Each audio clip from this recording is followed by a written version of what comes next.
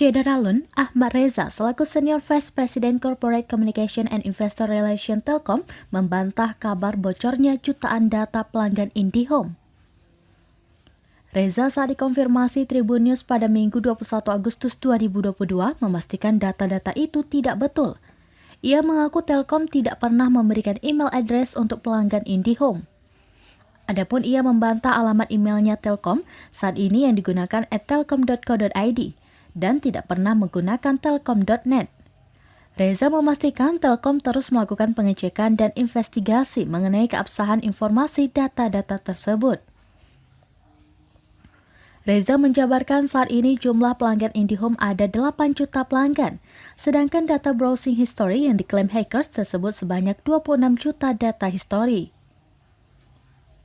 Reza mengimbau agar pengguna internet bijak menggunakan akses internet dan waspada terhadap situs-situs terlarang karena bisa saja mengandung malware.